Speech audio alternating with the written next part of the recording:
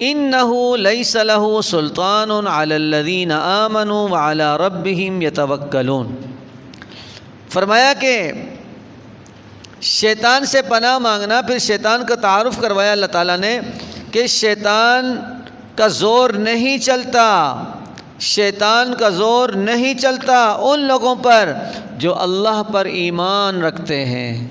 اور وعلی ربہم یتوکلون، جو اللہ پہ توکل کرتے ہیں، جو اللہ پر مضبوط ایمان رکھتے ہیں، جو اللہ پہ توکل کرتے ہیں، ان پر شیطان کا زور نہیں چلتا۔ پھر کس پہ چلتا ہے؟ فرمایا انما سلطانہ علی الذین یتولونہ والذین ہم بہ مشرکون۔ فرمایا کہ شیطان کا زور ان پر چلتا ہے جو شیطان کے ماننے والے ہیں، شیطان کی طرف جھکنے والے ہیں، شیطان کی طرف مائل ہونے والے ہیں، اور والذین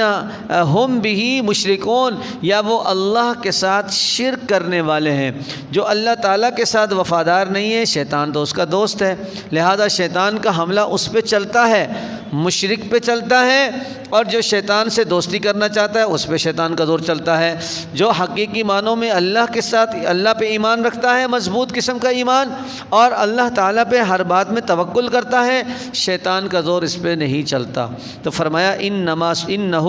لیس لہ سلطان علی الذین آمنوا وعلی ربہم یتوکلون۔ ایمان والوں پر شیطان کا بس نہیں چلتا، شیطان کا زور نہیں چلتا، اور اللہ پہ توکل کرنے والوں پر بھی شیطان کا زور نہیں چلتا۔ اور چلتا تو کس پر ہے؟ جو شیطان کی طرف مائل ہوتے ہیں، جو شیطانی قسم کے خیالات رکھتے ہیں، جو شیطانی قسم کے ذہن رکھتے ہیں، اور اللہ کے ساتھ شریک کرتے ہیں، اللہ کے ساتھ شرک کرتے ہیں، تو شیطان کا زور ان پر چلتا ہے۔ جو اللہ تعالیٰ کے علاوہ کسی کو سجدہ کرتے ہیں تو شیطان کا اتنا زور چلتا ہے کہ کبھی ان کا سر وہاں جھکاتا ہے، کبھی وہاں جھکاتا ہے، کبھی وہاں جھکاتا ہے، کبھی اس کے در سے مانگ رہے ہیں، کبھی اس کے در سے مانگ رہے ہیں، کبھی اس کے در سے مانگ رہے ہیں۔ ہر جگہ پہ شیطان ان کو ذلیل کرتا ہے، ہر جگہ پہ شیطان ان کو سجدے کرواتا ہے، ہر جگہ پہ شیطان ان کے سر کو پست کر دیتا ہے۔ جو اللہ تعالیٰ پہ توکل رکھتے ہیں، شیطان کا زور نہیں چلتا، وہ صرف اللہ کی عبادت کرتے ہیں، وہ صرف اللہ کے لیے سجدہ کرتے ہیں، وہ صرف اللہ تبارک و تعالیٰ کی عبادت کو ہی صحیح سمجھتے ہیں۔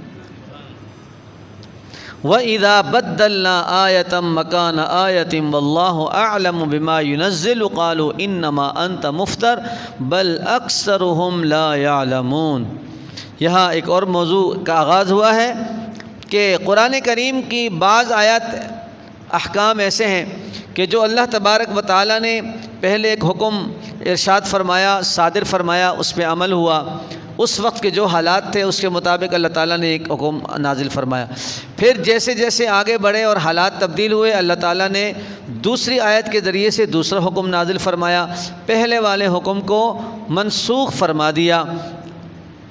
اور اس حکم کو گویا کہ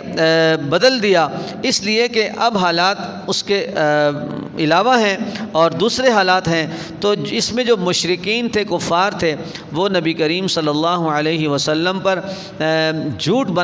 باندھتے تھے، آپ کو جناب والا غلط تانے دیا کرتے تھے کہ یہ آیت کو خود بدلتا ہے، اور کبھی کچھ کہتا ہے، کبھی کچھ کہتا ہے، نعوذ باللہ۔ اور اگر یہ اللہ تعالیٰ کا حکم ہے تو اللہ تعالیٰ کو کیا پہلے پتہ نہیں تھا کہ بعد میں یہ حکم دینے والا ہوں، تو پہلے وہ حکم کیوں نہیں دیا؟ تو یہ شیطانی قسم کے خیالات اور ذہن تھے جس کے ذریعے سے وہ نبی کریم صلی اللہ علیہ وسلم پر اعتراض کرتے تھے۔ اس کا آپ کے لیے بہت آسان لفظوں میں، آسان الفاظ میں جواب یہ ہے سمجھنے کے لیے کہ جس طرح آپ ایک ڈاکٹر کے پاس جاتے ہیں کسی بیماری میں، تو وہ آپ کو ایک قسم کی دوائی دیتا ہے، جبکہ اس ڈاکٹر کو پتہ ہوتا ہے کہ اب جب یہ بندہ 10 دن کے بعد آئے گا یہ دوائی کھا کے تو میں دوسری دوائی دوں گا،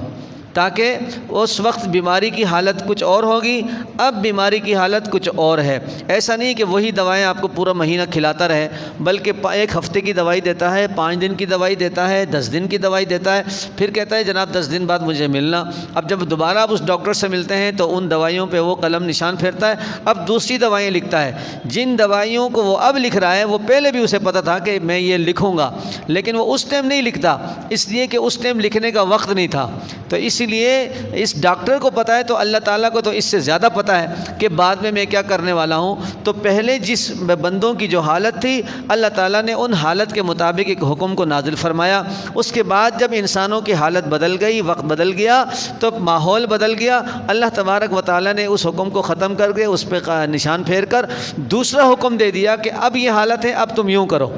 تو یہ اتنی آسان بات ہے سمجھنے کے لیے کہ جس کی کوئی حد نہیں ہے، کہ ہر آدمی اس بات کو سمجھتا ہے۔ آپ حکیم کے پاس، ڈاکٹر کے پاس، کسی کے پاس جاتے ہیں تو وہ آپ کو جب دوائی دیتا ہے، آپ کا علاج کرتا ہے، وہ بعد میں ان چیزوں کو خود بدلتا ہے، اور یہ بدلنا اس کے علم میں ہوتا ہے کہ میں بعد میں بدلوں گا، لیکن وہ پہلے آپ کو نہیں بتاتا کہ 10 دن کے بعد آؤ گے نا تو میں فلاں چیز لکھ کے دوں گا، فلاں دوائی لکھ کے دوں گا، فلاں گولی لکھ کے دوں گا۔ وہ آپ کو نہیں بتاتا اس لیے کہ آپ کو بتانے کا فائدہ نہیں۔ اس وقت جو آپ کی کنڈیشن ہے اس کنڈیشن کے مطابق وہ آپ کو دوائی دے چکا ہے۔ اسی لیے اللہ تبارک و تعالی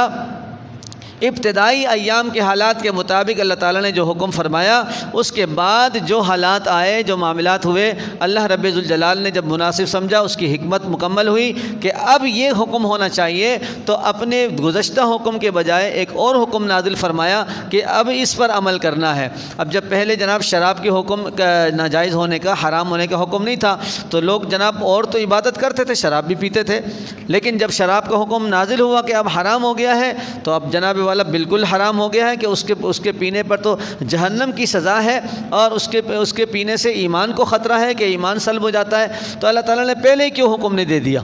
پہلے ہی کیوں نہیں شراب کو حرام قرار دے دیا؟ تو فرمایا کہ نہیں، پہلے کے حالات کچھ تھے، اللہ تبارک و تعالیٰ نے اس حالت کے مطابق جو ہے احکام نازل فرمائے۔ جب ایمان مضبوط ہوا، عمل کرنے کا جناب جذبہ پیدا ہوا، اللہ تبارک و تعالیٰ نے فرمایا میرے بندو اب یہ چیز بھی ٹھیک نہیں ہے، اس کو بھی ختم کرو۔ بندوں نے کہا لبیک، لوگوں نے اپنے مٹکے توڑ دیے، شرابیں جناب وہ انڈیل دیں، روڈوں میں گرا دیے، نالوں میں گرا دیے، اس لیے کہ ان کا جناب اس وقت مائنڈ بن چکا تھا، ان کا ایمان مضبوط ہو چکا تھا۔ پھر اللہ تبارک و تعالیٰ کا جب حکم، سخت قسم کا حکم آیا، تو اس پر بھی وہ ایمان لانے کے لیے اور عمل کرنے کے لیے تیار ہو چکے تھے۔ تو اللہ تبارک و تعالیٰ فرماتے ہیں واللہ اعلم بما ينزل، کہ اللہ تعالیٰ ہی بہتر جانتے ہیں کہ وہ کب کیا نازل فرمائیں گے۔ قالوا انما انت مفتر، یہ لوگ کہتے ہیں کہ بھئی تو افترا کرتا ہے، تو غلط بیانی کرتا ہے، پہلے کچھ کہتا ہے بعد میں کچھ کہتا ہے۔ فرمایا بل اکثرهم لا يعلمون، یہ اکثر لوگ مشرک اور کفار جو نبی کریم صلی اللہ علیہ وسلم پر اعتراض کرنے والے ہیں،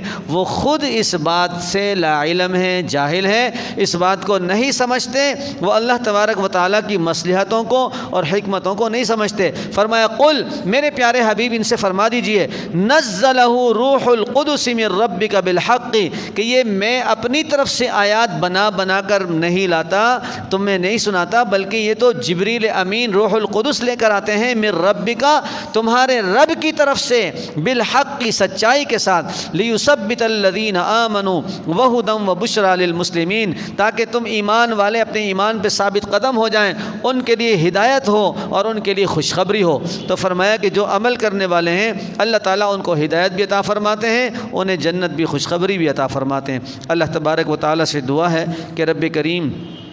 ہمیں بھی قرآن کریم کے ساتھ محبت، عقیدت نصیب فرمائے، اور اللہ تبارک و تعالیٰ کے احکامات کو آمنا و صدقنا، سمعنا و اطعنا کہتے ہوئے اللہ تعالیٰ کے ہر حکم پر عمل کرنے کی توفیق عطا فرمائے۔ وآخر دعوانا الحمدللہ رب العالمین۔